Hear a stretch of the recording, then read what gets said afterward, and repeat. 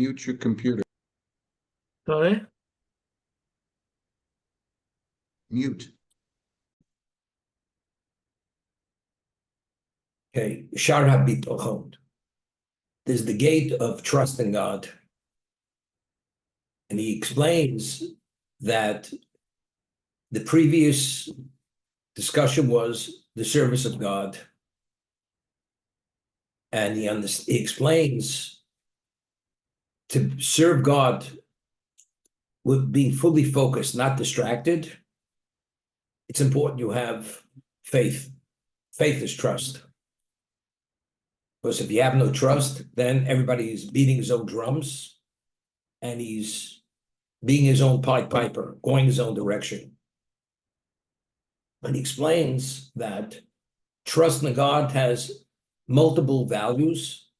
One is regarding one's spirituality and also one's material existence. If you have faith in God. Now he goes to explain what is its value regarding one's obligation within the context of Torah obligation to serve God.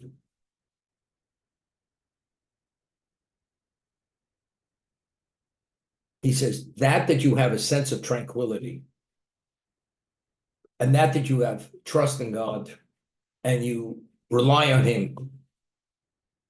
Just as a slave who's the chattel of his master, all the concerns for his maintenance is the responsibility of the master. A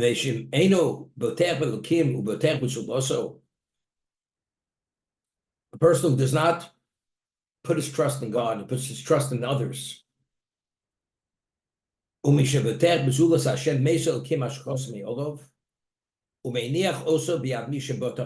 is a very fundamental concept.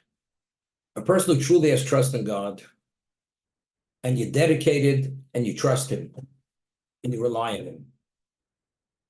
Because the way you understand it, He has credibility to you, and because of that credibility and that belief that you have, you go to Him for all your needs, and you're fully tranquil because being who He is, He will address what your needs are. So the question is, what about if you get the short end of the stick? And you believe that your needs are to a greater degree than He's providing. So you say, He's not really taking care of me. But if you understand who God is, and God doesn't renege on His word, He must have a reason why He's not providing you with what you believe you deserve to be provided with. The whole concept of worthiness, entitlement.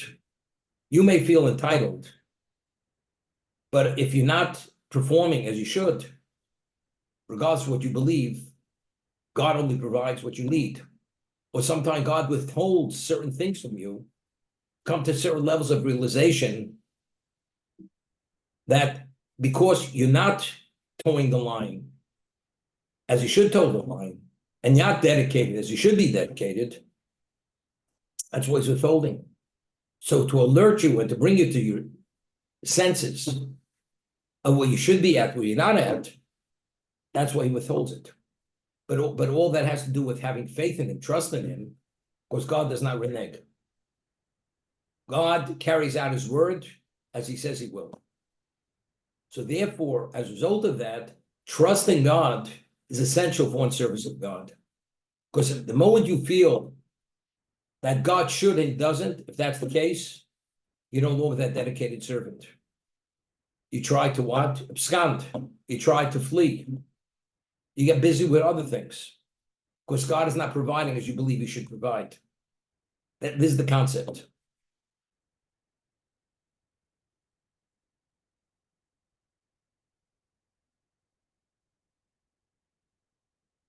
Many years ago, I hired somebody.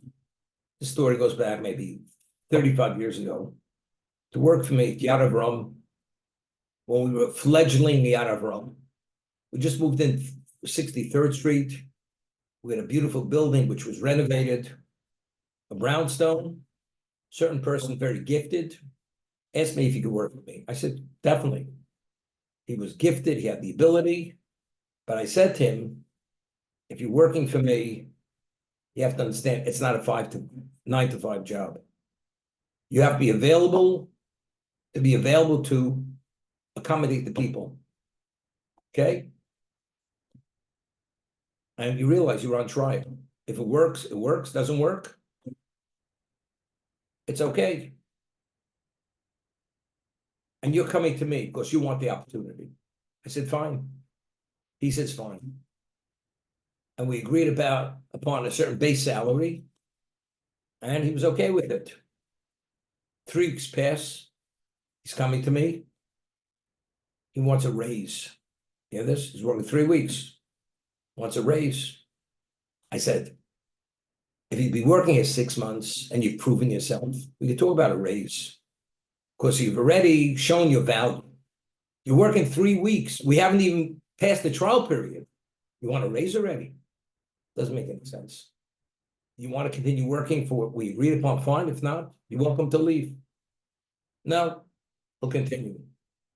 Another 3 weeks pass, comes back to me, and he used a certain term which I never heard before. Do you realize you're trespassing on my life? I said, what does that mean? He says, you realize I have a wife, I have children, and because of my commitment here, I can't come home and spend time with my family. So therefore, you're trespassing on my life. So I said to him, when you originally came to me, I told you this is not a 9 to 5 job. You want to be in it, you got to be in it fully. You don't want to be in it, you're welcome to leave. Yeah. The man, he hasn't even showed anything. His worthiness, his deservingness, anything. He wants a raise. He wants less hours. God created us. He's willing to compensate us, assist us, everything under the sun. God, I spend 5 minutes a day. I take out and I study. You owe it to me. You could delude yourself from today forever. God owes nothing to anybody. You make believe he owes you. You tell me you study, you're dedicated, you're preoccupied only what he wants with his program, maybe. And you believe you haven't fallen short of what he expects. Okay. You barely take any initiative in what he wants. And now that you get the short end of the stick, you're coming with a complaint. What's the complaint? No different. But a person who has full trust in God, that God is credible and God keeps his word. And if you fall short of what you believe you should have, it's only because falling short is on your side, not on his side. Because you didn't meet the grade. Person has no problem. I have trust, I have faith in God, that whatever he says is going to, will be.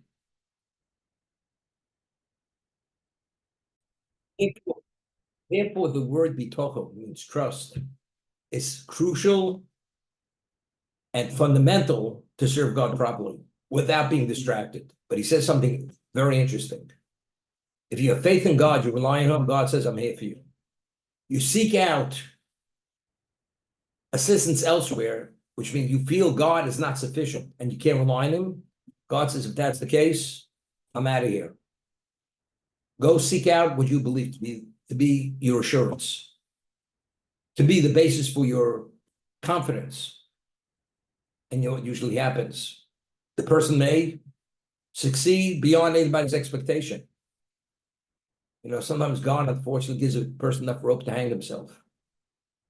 He gives you the tools to dig that grave so deep that when you fall in, you can't crawl out. You never know. You see? I study less, I'm more successful. But that's all part of it. That's part of the delusionary tactic. So you should delude yourself.